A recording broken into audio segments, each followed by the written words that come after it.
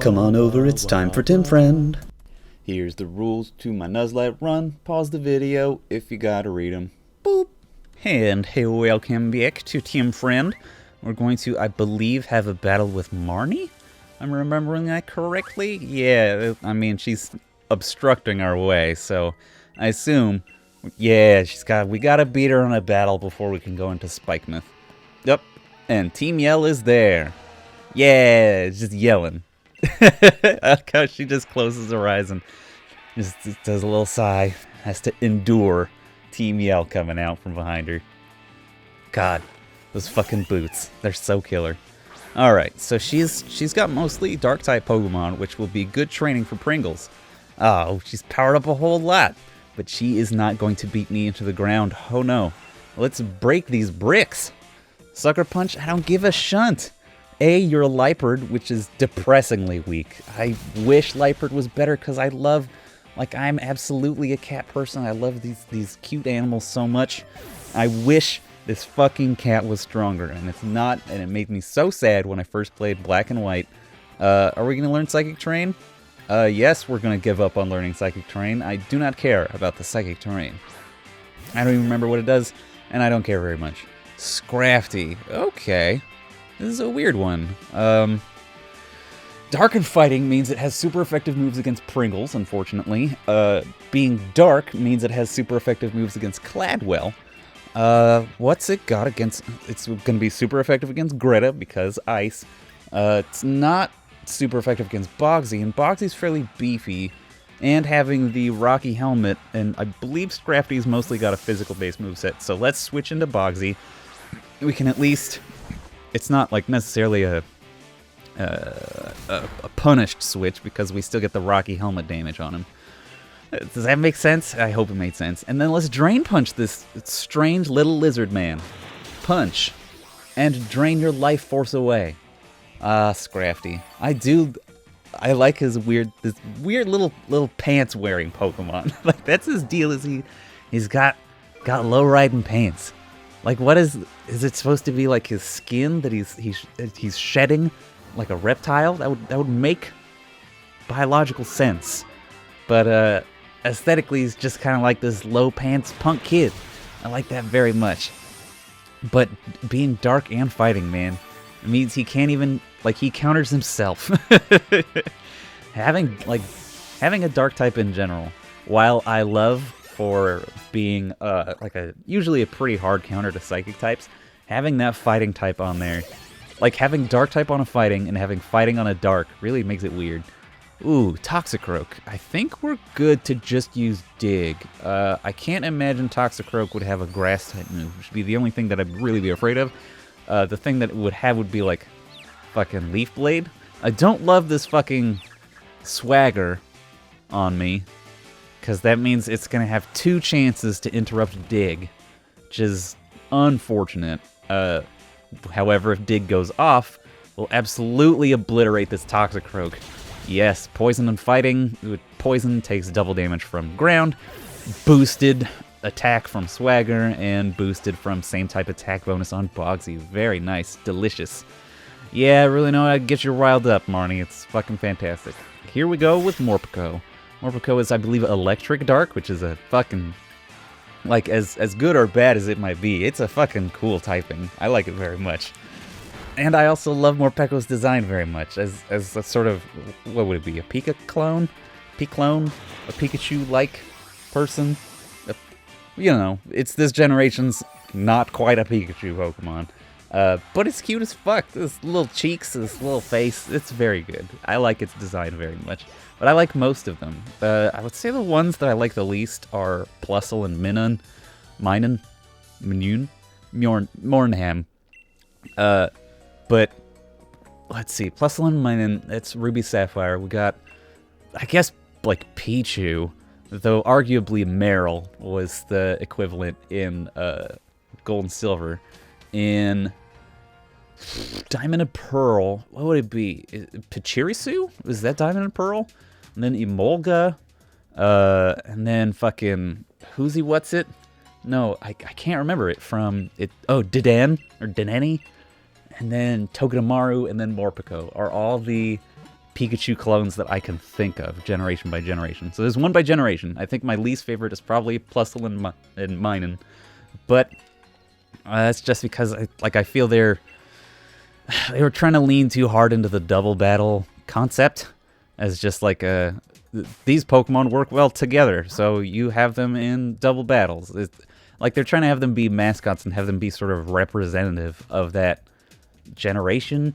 But the double battles, like, since it's barely a thing in that game. Like, there's a gym leader that's a double battle in Ruby and Sapphire. Don't get me wrong, I remember that shit because I just fucking fought it in Omega Ruby and Alpha Sapphire. It was brutal, for me at least.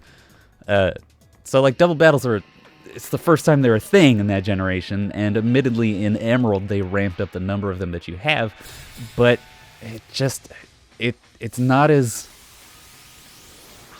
ever present as I feel like it should be if you're gonna design entire Pokemon around it. And like a significant amount of Ruby and Sapphire generation Pokemon are sort of feel like they're designed in pairs. If I'm thinking of it correctly, like there's Latios, obviously the two main legendaries, though they weren't necessarily designed for double battles because they sort of counter each other. Plusle and Minun, Volbeat and Illumise. Are there any others that I'm forgetting? Or am I a fool? I feel a fool for even saying it. But Pokemon with like Helping Hand, or moves that are only usable in double battles, and I don't say good for a reason. I say usable. Mr. Mime blocks the way. Isn't this cute? This is the gym, by the way. I didn't really talk about it, but this is the fucking Spikemuth gym. It's just you run through Spikemuth. It's a cool town. I like it a lot. Aesthetically, I like it a fucking lot.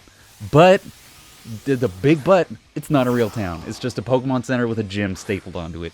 And that sucks. I think Spikemuth got fucking robbed. Just like, whatchamahoosit, not Stoneseed, the fairy-type town, Ballonlea, eh? That town. I think that town got fucking robbed, and this town got fucking robbed. At least Ballonlea is a functioning town. Like, you can walk around and talk to NPCs.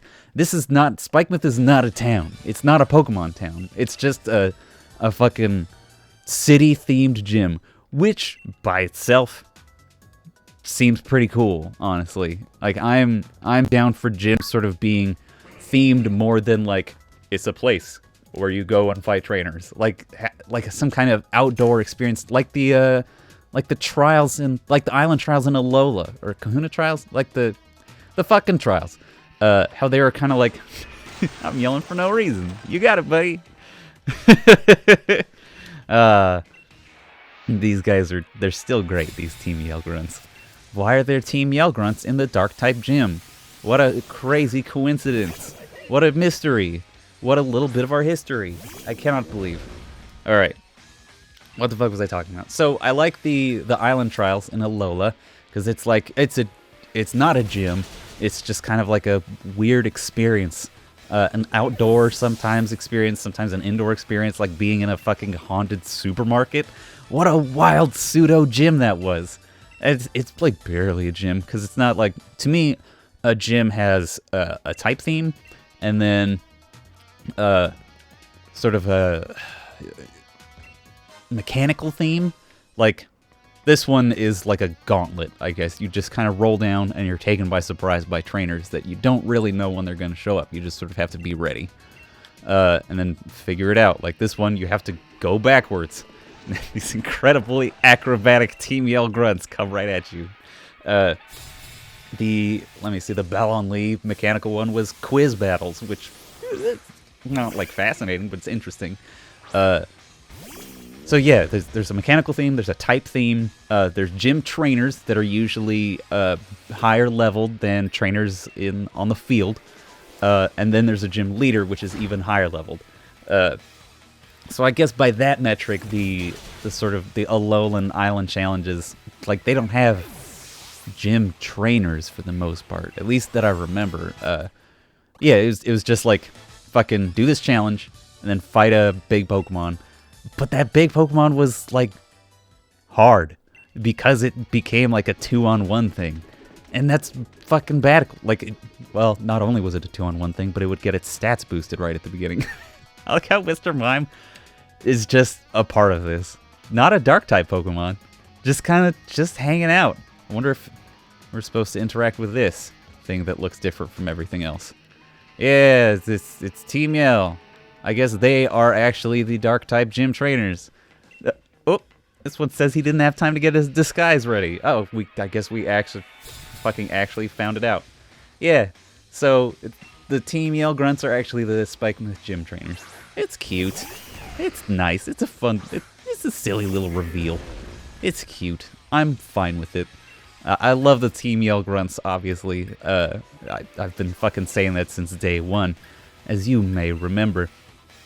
But seeing them without their fucking quote-unquote disguise on is actually kind of weird. Like, he's got too much face.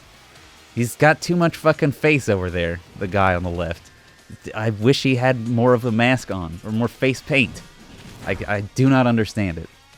Hell yeah, Pringles. Just withstand everything that's thrown at you with your fluffy ability. It's so strong. Oof. Love you very much, Pringles. Alright.